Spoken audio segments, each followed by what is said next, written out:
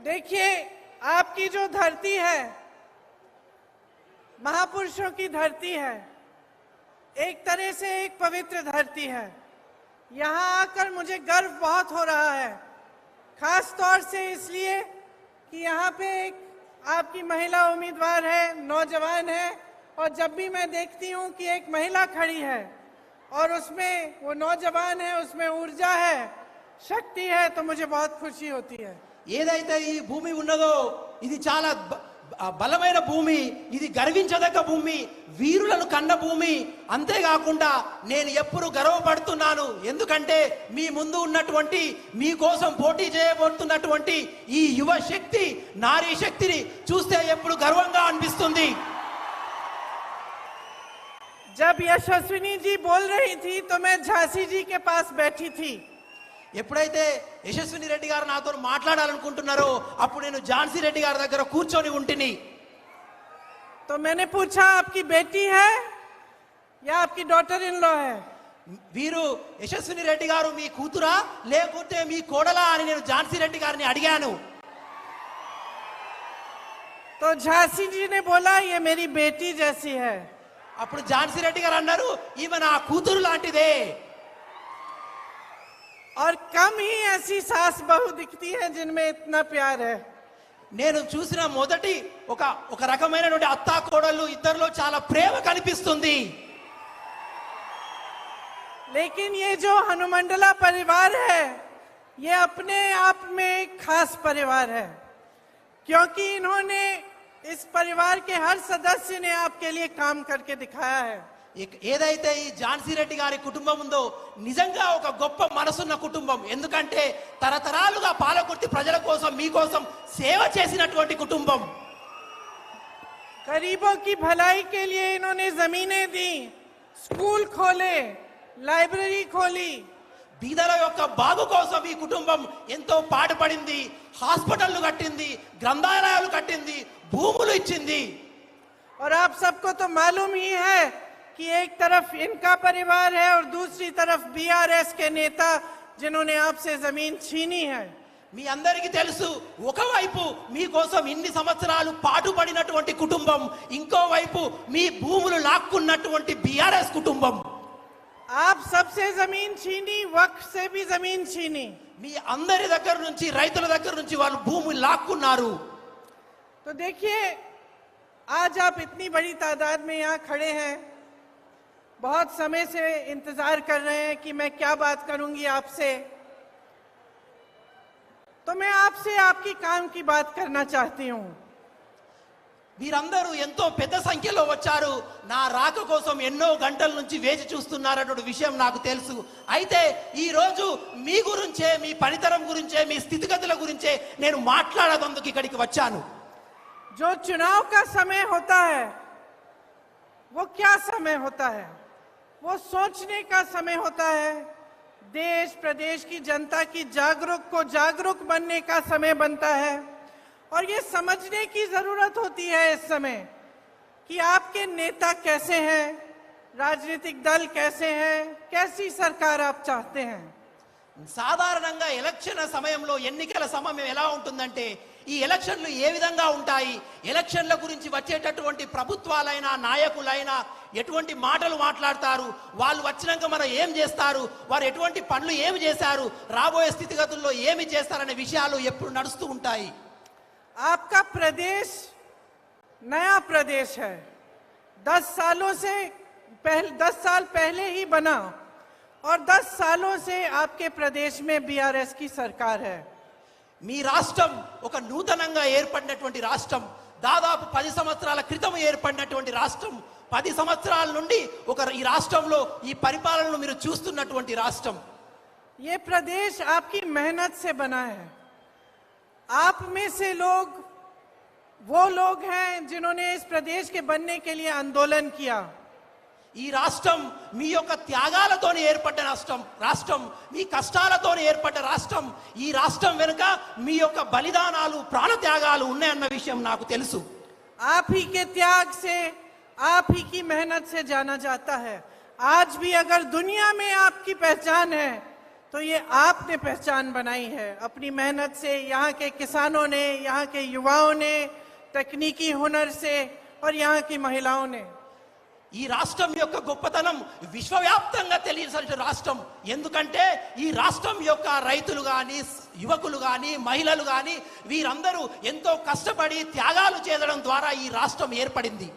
तो इस प्रदेश की हिफाजत करना, इसे सुरक्षित रखना, इसके लिए सही निर्णय लेना, ये आपकी जिम्मेदारी बनती है.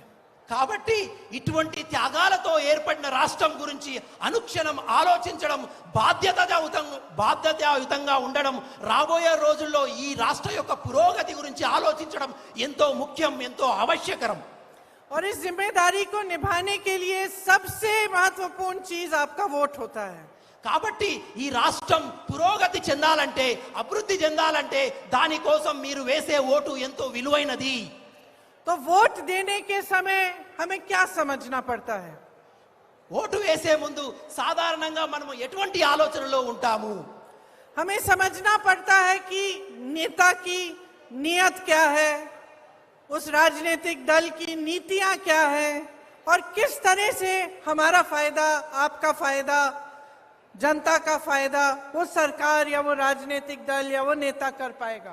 సాధారణంగా ఓటు వేసే ముందు మనం పార్టీల గురించి ఎలా ఆలోచిస్తామంటే వచ్చిన నాయకుల యొక్క నీతి ఎటువంటిది, ఆ పార్టీ యొక్క సైద్ధాంతిక విశేషాలు ఎటువంటివి, వారు రేపు ప్రభుత్వంలోకి వచ్చాక ఈ ప్రజలకు ఏమి చేస్తారనే విషయం పట్ల మనం ఎప్పుడు ఆలోచిస్తూ ఉంటాము.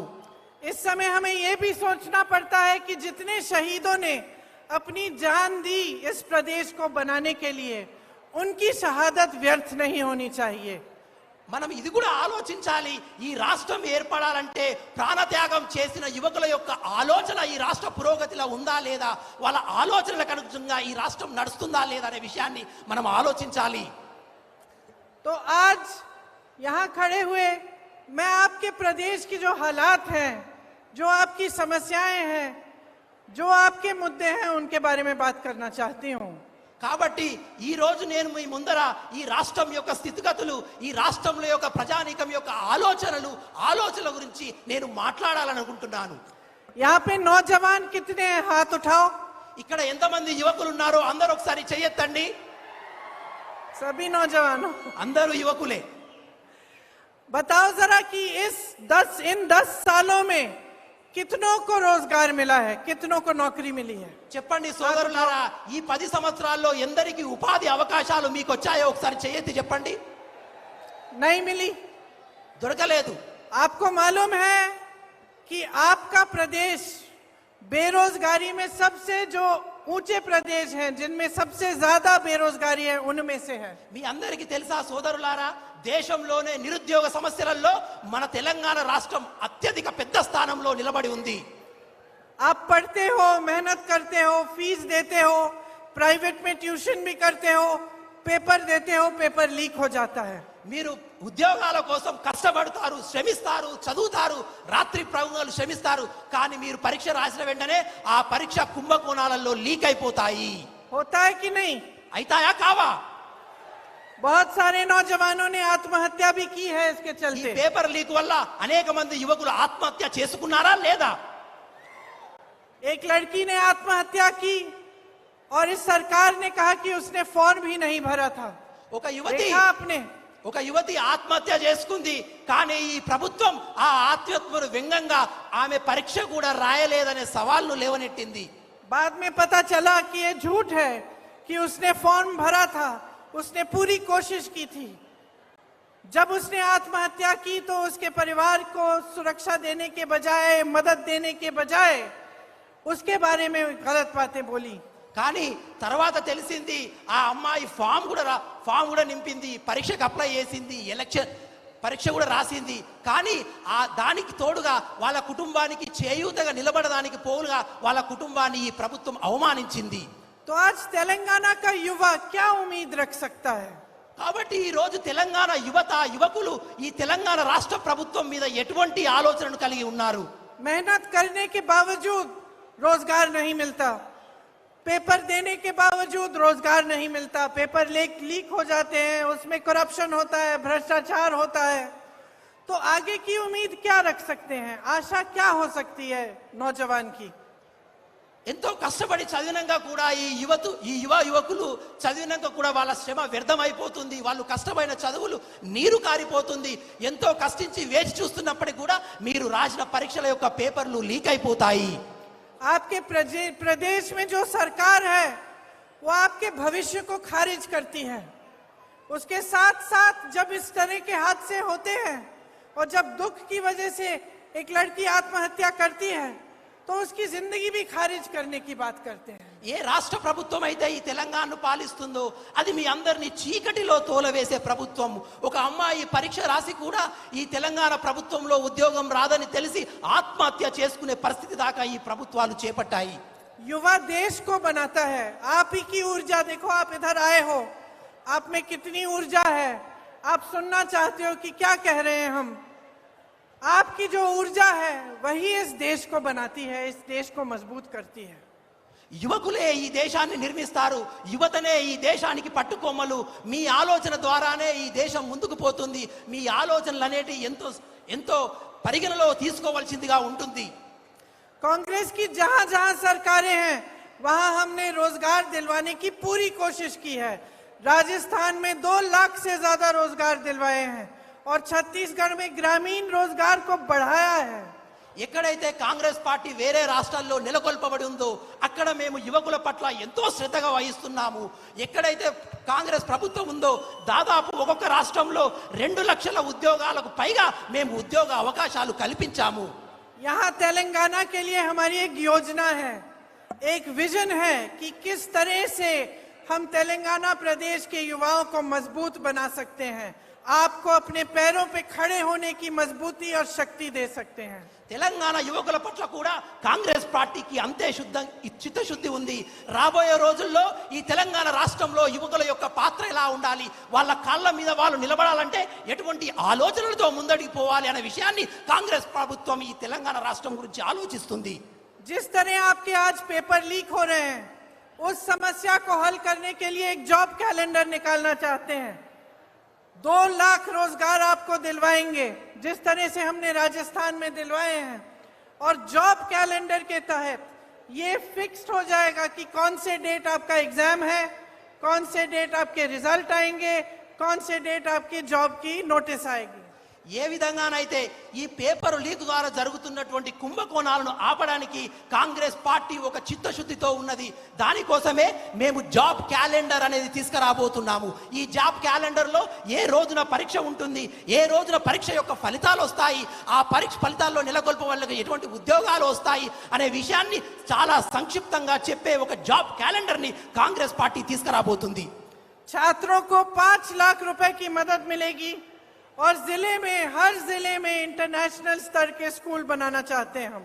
చదువుకునే వారి కోసం 5 లక్షల రూపాయలు సహాయం చేయబోతున్నాము. అదే విధంగా ప్రతి మండలానికి ఒక ఇంటర్నేషనల్ స్కూల్ కూడా నెలకొల్పబోతున్నాము. देखो, जब आप सरकार चुनते हो तो सबसे जरूरी चीज क्या होती है? सरकार का एक विजन होना चाहिए, एक रोड मैप होना चाहिए कि आपके प्रदेश को, आपको, आपके जीवन की जो मुश्किलें, उन समस्याओं को दूर करने के लिए किस तरह से भविष्य को मजबूत करने के लिए वो सरकार काम करेगी. సాధారణంగా ప్రభుత్వం పట్ల ప్రజల యొక్క ఆలోచన ఎలా ఉంటుందంటే నెలకొల్పబడిన ప్రభుత్వాలు రేపు మా ఆశయాల అనుగుణంగా నడవాలని, మా పురోగతితో ముందుకెళ్లాలని, రాబోయే రోజుల్లో మా యువకులు, మా వాళ్ళు పురోగతితో వాళ్ళ కాళ్ళ మీద నిలబడాలనే ఉద్దేశం ప్రభుత్వం పట్ల ప్రజలకు ఉంటుంది. जैसे मेरी बहनें यहाँ पे बहुत सारी खड़ी हुई हैं, ఇటు పక్కన మా అక్క చెల్లెలు ఉన్నారు. बहुत समय से इंतजार कर रही हो. నా అక్క చెల్లెళ్ళు చాలా సమయం నుంచి నా గురించి వేచి చూస్తున్నారనే విషయం నాకు తెలుసు. माफी चाहती हूँ, मैं जानती हूँ घर का काम छोड़ के आई होगी. మీ అందరికీ క్షమాపణ అడుగుతున్నాను. మీరందరూ నా కోసం ఇంట్లో ఉన్న పని అన్ని వదిలేసి నా కోసం వేచి చూస్తున్నారనే విషయం నాకు తెలుసు. मैं आपका दर्द समझती हूँ, मैं भी महिला हूं, मैं जानती हूं कि सब जितना भी समाज का बोझ है आप उठाती हो. నా అక్క చెల్లెల సమస్య గురించి నాకు పూర్తిగా తెలుసు. వాళ్ళ బాధను నేను అర్థం చేసుకోగలుగుతా. సమాజంలో ఉన్నటువంటి అత్యత్య సమస్యలు నా అక్క చెల్లాలే లేవనెత్తుతారనే విషయం నాకు తెలుసు. आजकल देश भर में बहुत महंगाई है और उस महंगाई का सामना सबसे जो जो मुश्किलें हैं सबसे ज्यादा आप उनका सामना करती हैं। ఈ రోజు దేశవ్యాప్తంగా కూడా ఎందరో మహిళలు నా అక్క చెల్లెలు ఉన్నారు. వారు కూడా ఎన్నో సమస్యలు లేవనెత్తుతున్నారు, సమస్యల పాలవుతున్నారనే విషయం నాకు తెలుసు. घर में कोई बीमार पड़ जाता है तो घबराहट होती होगी कि किस तरह से इलाज कराएं, कैसे करें। ఒక్కొక్క ఇంట్లో పిల్లలు ఉంటారు, పిల్లలు అనారోగ్య పాలవుతారు. ఆ అనారోగ్య పాలంలో జబ్బు చేసినప్పుడు వాళ్ళ యొక్క బాగోగులు చూసుకోవాలన్న ఆలోచన, స్ట్రెస్ కూడా, అటువంటి బాధలు కూడా నా అక్క చెల్లెలకు ఉంటాయి. दुकान जाती हो कुछ खरीदने के लिए तो कभी कभी खाली हाथ वापस आ जाती होगी, क्योंकि इतनी महंगाई बढ़ गई है कि मुश्किलें ही बढ़ती चली जा रही हैं।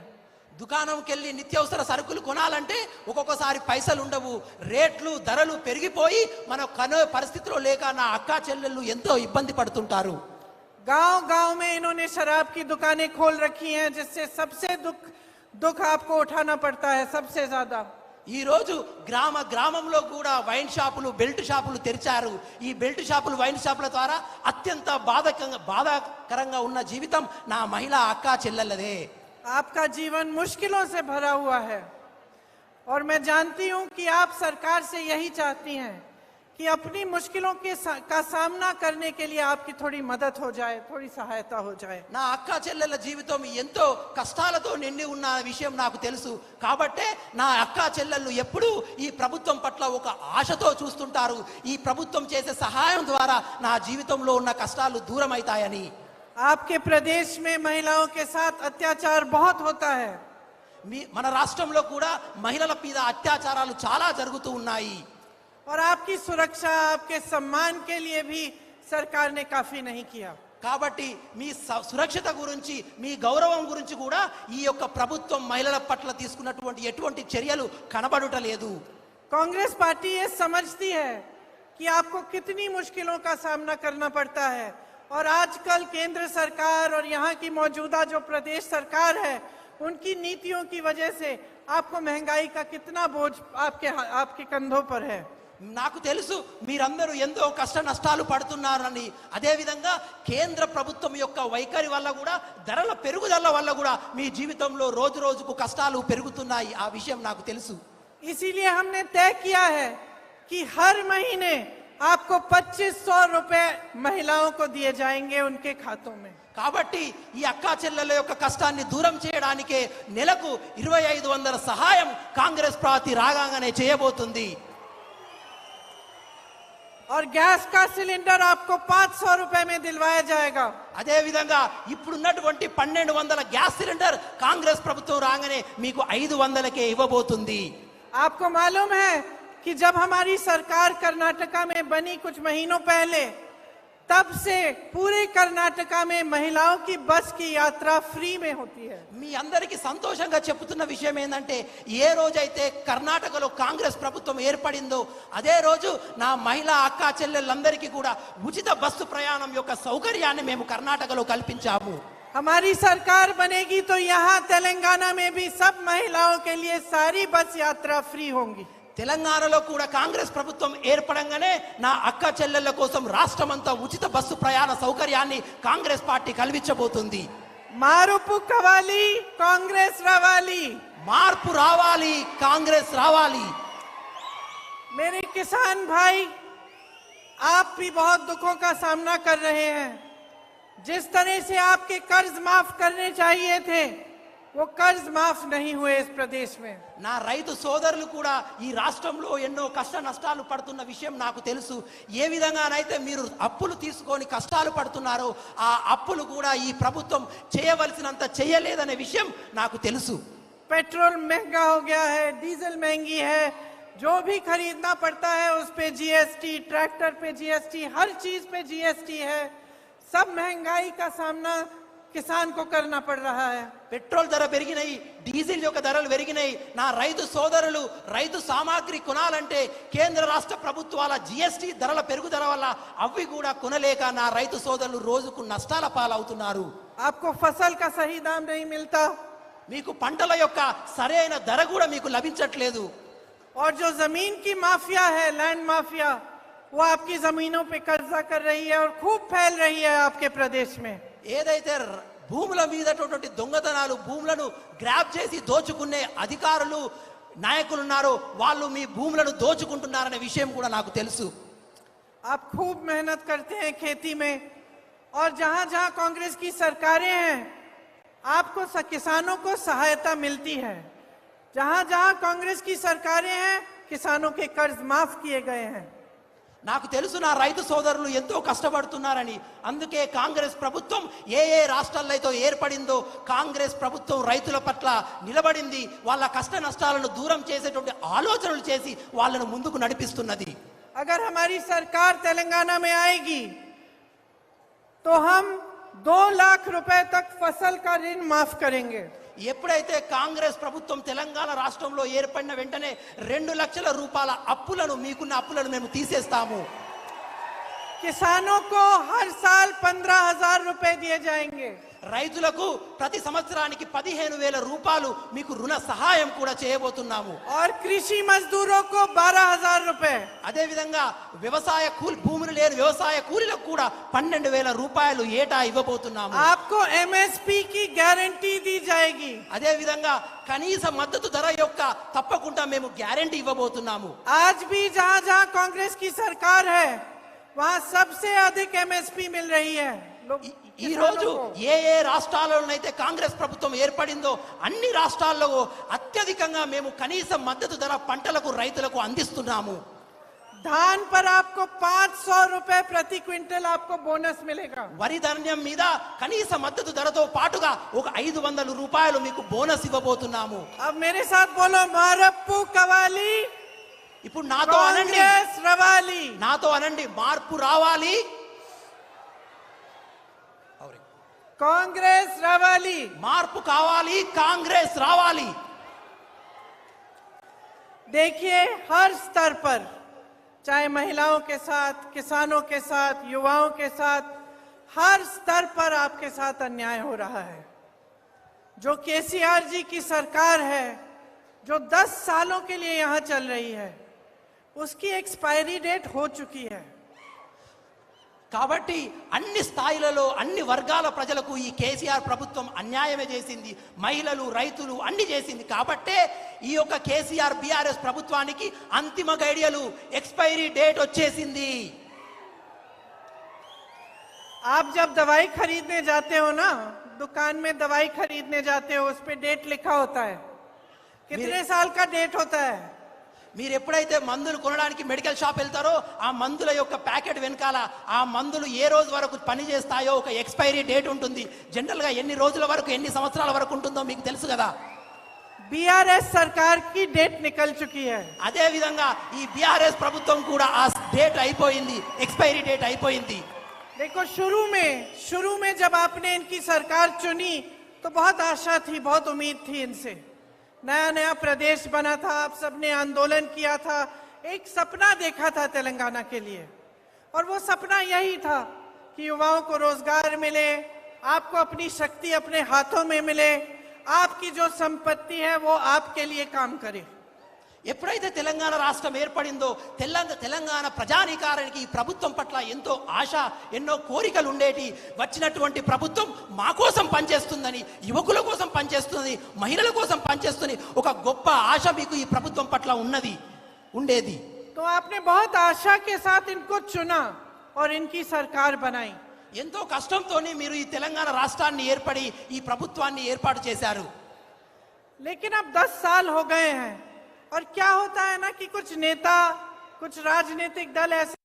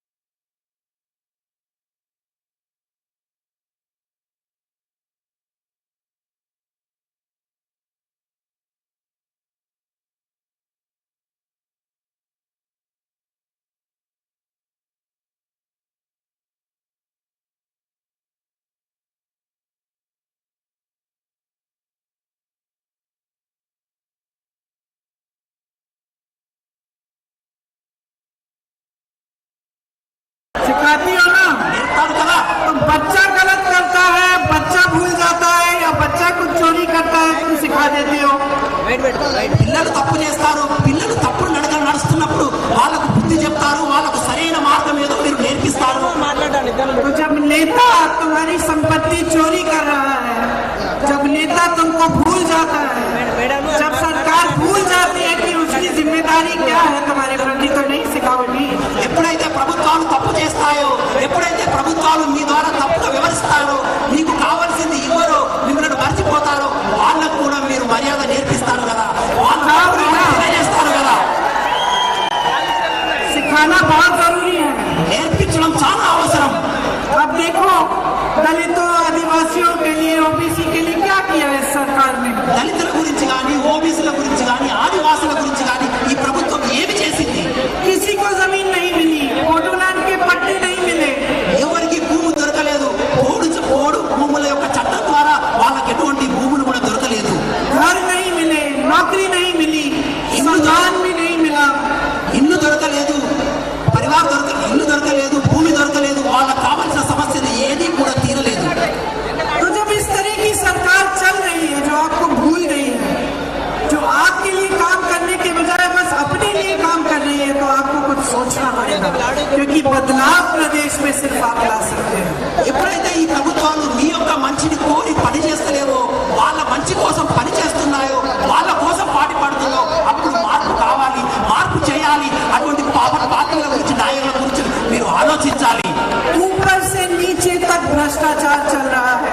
मेरे नौजवान भाइयों, आपको कोई जॉब कराने जाना पड़ता है कि सरकारी काम, तो आपको कुछ ना कुछ ब्राइब या घूस देनी पड़ती होगी. పై నుంచి కింది స్థాయి వరకు అన్ని స్థానాల్లో కుంభకోణం పైసలు లంచాలు ఉన్నాయి.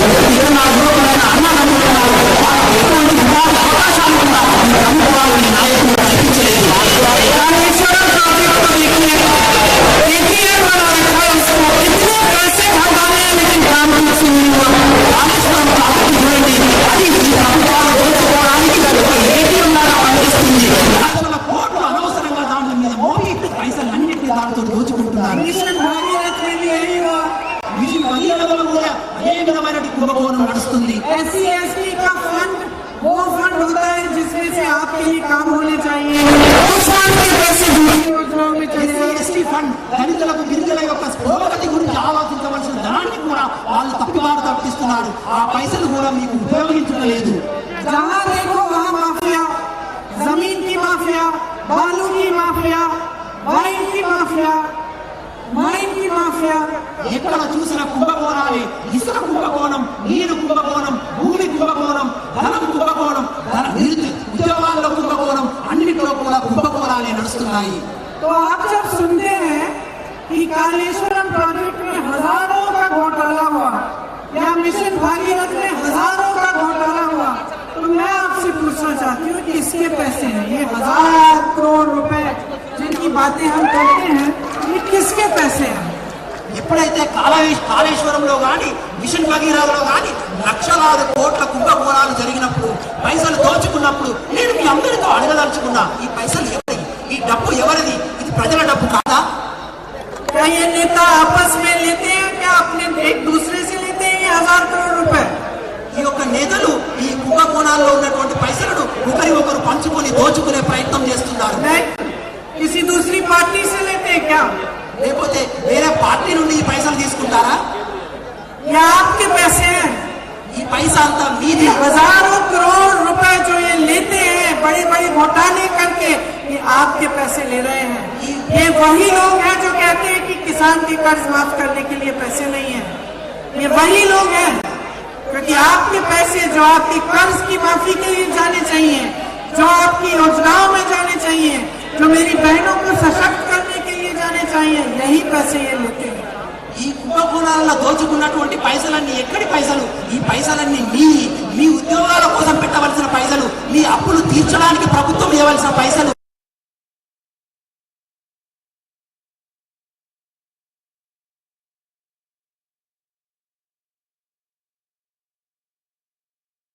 और बीच कोई फर्क नहीं है बहनों और भाइयों. అన్నదమ్ములారా, ఈ విషయాన్ని అడగండి. బీజేపీ, బీఆర్ఎస్ రెండు వేరు వేరని, ఈ రెండు ఒకటే అనే విషయాన్ని మీరు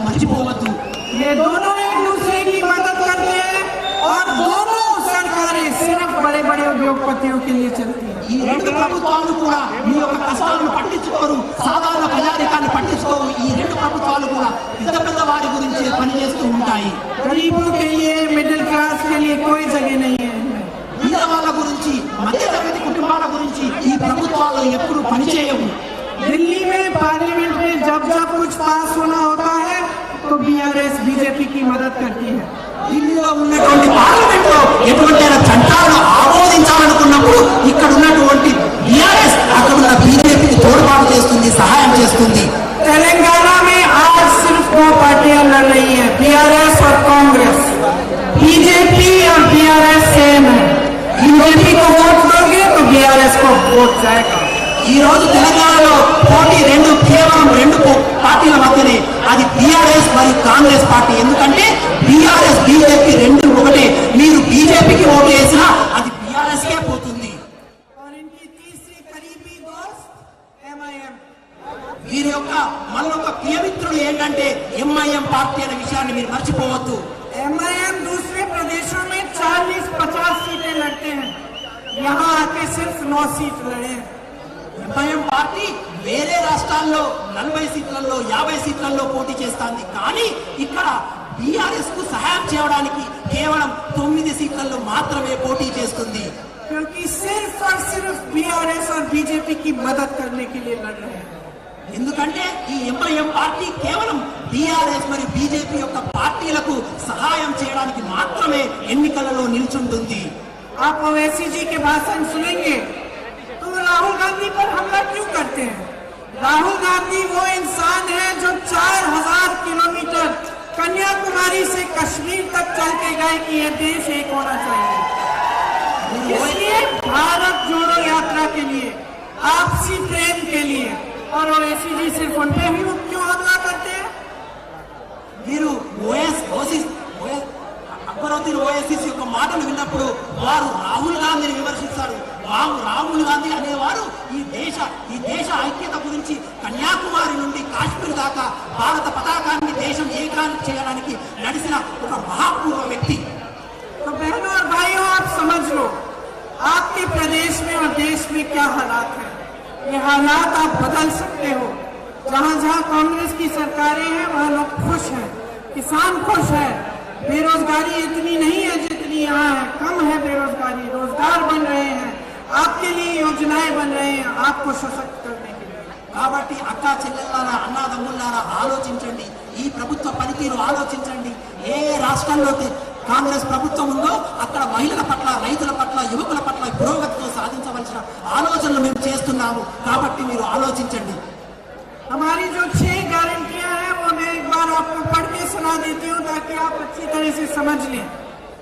महालक्ष्मी योजना, जिसमें महिलाओं को, जैसे मैंने कहा, 2500 रुपए हर महीने, 500 रुपए में सिलेंडर और फ्री की बस यात्रा मिलेगी। ఈ 6 గ్యారెంటీల విషయాన్ని ఒకసారి మీ అందరికీ చదివి వినిపించాలనుకుంటున్నాను. మహాలక్ష్మి అనే పథకం కింద ప్రతి స్త్రీకి మేము 2500 రూపాయలు నెలకు ఇవ్వడంతో పాటు 500 రూపాయలకే గ్యాస్ సిలిండర్ కూడా ఇవ్వబోతున్నాము. రైతు భరోసా, जिससे किसानों को सालाना 15000 रुपए, खेती मजदूरों को 12000 रुपए और धान के लिए 500 रुपए प्रति क्विंटल बोनस। రైతు భరోసా అనే పథకం ద్వారా మేము రైతులకు 15000 రూపాయలు ఇవ్వబోతున్నాము. అదేవిధంగా రైతు కూలీలకు 12000 రూపాయలు కూడా ఇవ్వబోతున్నాము. गृह ज्योति योजना, जिससे 200 यूनिट बिजली की आपको फ्री मिलेगी और 24 घंटे के लिए आपको बिजली मिलेगी। అదేవిధంగా గృహజ్యోతి అనే పథకం ద్వారా ప్రతి ఇంటికి 200 యూనిట్ల ఉచిత కరెంటును ఇవ్వడంతో పాటుగా 24 గంటల నాణ్యమైన కరెంటును కూడా కాంగ్రెస్ ప్రభుత్వం ఇవ్వబోతుంది. राज्य आरोग्यश्री योजना, जिससे बुजुर्गों को 4000 रुपए मिलेंगे पेंशन और 10 लाख का हेल्थ इंश्योरेंस सबको मिलेगा। రాజీవ్ ఆరోగ్యశ్రీ అనే పథకం ద్వారా మీ ఆరోగ్య పరిశీలన కోసం 10 లక్షల రూపాయలు ఇవ్వబోతున్నాము. అదే విధంగా వృద్ధులకు 4000 రూపాయలు కూడా మేము ఇవ్వబోతున్నాము. युवा विकासम के तहत छात्रों को 5 लाख रुपए की मदद, हर जिले में, जैसे मैंने कहा, इंटरनेशनल लेवल का स्कूल और तेलंगाना शहीदों के परिवारों को नौकरी मिलेगी। అదే విధంగా యువ వికాసం అనే పథకం ద్వారా మీ పై చదువుల కోసం 5 లక్షల రూపాయలు సహాయంతో పాటుగా 5 lakhs is over. Yes. And 2 lakh रोजगार मिलेंगे युवाओं को। అదే విధంగా యువకుల యొక్క ఉద్యోగాల కోసం భరోసా కల్పించబోతున్నాము। इंद्रम्मा इंड्लू स्कीम से जो घर बनाना चाहता है उसके लिए फ्री जमीन मिलेगी और 5 लाख रुपए की मदद मिलेगी। అదే విధంగా ఇంద్రమ్మ ఇల్లు అనే పథకం ద్వారా ఉచిత ఖాళీ స్థలంతో పాటుగా 5 లక్షల రూపాయలు మీకు సహాయం ఇవ్వబోతున్నాము। देखो आज तेलंगाना में कांग्रेस की लहर चल रही है, मुझे दिख रहा है, क्योंकि इतने सारे लोग इतनी बड़ी तादाद में यहाँ नहीं आते अगर ये सच नहीं होता। నేను రాష్ట్రమంతా పర్యటిస్తున్నాను। ఇప్పుడు తెలంగాణ రాష్ట్రంలో కాంగ్రెస్ గాలి వీస్తుంది, కాంగ్రెస్ గురించే మాట్లాడుకుంటున్నారు కాబట్టి నేను ఎక్కడికి వెళ్ళినా వేల సంఖ్యలో ప్రజలు సభలకు కాంగ్రెస్ ను ఆదరిస్తున్నారు। आज की सरकार ने दोराला तेलंगाना बनाया हुआ है, हम इसको प्रजाला तेलंगाना बनाना चाहते ఈ हैं। ప్రభుత్వం బీఆర్ఎస్ ప్రభుత్వం దొరల తెలంగాణను ఈ రాష్ట్రంలో నెలకొల్పింది। అట్టి దొరల తెలంగాణను తీసేసి మేము ప్రజల తెలంగాణలో నెలకొల్పబోతున్నాము। तो मैं सिर्फ आपसे ये कहना चाहती हूं कि देखिए आपका एक अनुभव है, आपका विवेक है। मैंने इंदिरा जी का नाम लिया। इंदिरा जी हमेशा कहती थी कि सबसे ज्यादा विवेक जनता में है, जनता सब कुछ समझती है। ఇందిరాగాంధీ గారు ఎప్పుడు మాతో చెప్పేవారు, ప్రజలు ప్రజాస్వామ్యంలో చాలా గొప్ప వాళ్ళని, చాలా వివేకులని, వాళ్ళు ఎప్పటి పరిస్థితులను ఆలోచిస్తూ ఉంటారని ఇందిరాగాంధీ మాకు చెప్పేవారు। और आप उनको इसलिए याद करते हैं क्योंकि वो ये बात बहुत अच्छी तरह से समझती थी। ఈ రోజు నేను వారిని ఎందుకు గుర్తు చేసుకుంటున్నానంటే ఈ ప్రజాస్వామ్యం యొక్క గొప్పతనాన్ని ఎప్పుడు వారు అర్థం చేసుకుంటూ మాకు అర్థం చేయించేవారు। तो अपने अनुभव से जो आपका जीवन है, इन 10 सालों में आपने क्या देखा? आपके जीवन में तरक्की आई, आपके बच्चों को रोजगार मिला, आपका भविष्य अच्छा लग रहा है, उज्जवल लग रहा है या नहीं, इसके बारे में सोचना बहुत जरूरी है। కాబట్టి ఈ 10 సంవత్సరాల బీఆర్ఎస్ ప్రభుత్వంలో ఏమి జరిగింది అనేది మీరు ఒక్కసారి ఆలోచించాలి। ఈ 10 సంవత్సరాల్లో మా జీవితాలలో ఏమైనా మార్పు వచ్చిందా, మా పిల్లలకు ఉద్యోగాలు వచ్చాయా, మా కష్ట నష్టాలు ఏమైనా తగ్గాయా అని చాలా క్షుణ్ణంగా నిక్షిప్తంగా ఆలోచించవలసిన సమయం ఇప్పుడు ఆసన్నమైనది। तो जब आपको दिख रहा है कि जो 10 सालों से सरकार रही है उसने सिर्फ अपने फायदे का काम किया है और आपके जीवन में तरक्की नहीं आई है, तो अब बदलाव का समय आ चुका है। కాబట్టి ఈ 10 సంవత్సరాల పాలనలో కేవలం వారి కోసం, ప్రభుత్వాల కోసమే పని చేసుకున్నారు తప్ప మా కోసం ఎప్పుడు పని చేయలేదన్న ఆలోచనకి మీరు వచ్చినప్పుడు మార్పు కోరుకునే అవకాశం సమయం వచ్చింది। ఈ ప్రభుత్వాన్ని మార్చే అవకాశం మీ చేతిలో ఉంది। और बदलाव लाने की शक्ति आप ही के हाथों में है। మార్పును తెచ్చే ఒక గొప్ప శక్తి కూడా మీ చేతిలోనే ఉన్నది। तो इस शक्ति को जिम्मेदारी से और समझदारी से इस्तेमाल करो। वोट देने जब जाओगे तो भारी से भारी बहुमत से यहाँ के उम्मीदवार को जिताओ ताकि ये आपके लिए काम करके दिखा पाए। కాబట్టి మార్పు కోరుకునే ప్రజలు మీరందరూ కూడా ఎప్పుడైతే ఓటు వేయడానికి వెళ్తారో ఇక్కడ ఉన్నటువంటి అభ్యర్థి అయిన యశస్విని రెడ్డి గారి చేతి గుర్తుపై ఓటు వేయండి। दोनों साथ में आपके लिए काम करेंगी, ఇద్దరు కలిసి दोनों మీ आपको యొక్క ये दिखाएंगी कि सच्चा नेता कैसा होता है और आपको नहीं भूलेंगी, आपके लिए दिन रात काम करेंगी। నిజమైన నేతలు ఎలా ఉంటారో ఈ ఇద్దరు కలిసి మీకోసం పనిచేస్తారు, మీ పురోగతి కోసం పనిచేస్తారు। కారణం మీరు ఆశీర్వదించండి। आपने बड़े ध्यान से मेरी बातों को सुना, इसके लिए आपको बहुत बहुत धन्यवाद। जय हिंद। ఎంతో ప్రేమపూర్వకంగా నా మాటలు ఆలకించినందుకు మీ అందరికీ ధన్యవాదాలు। నమస్కారం। జై హింద్।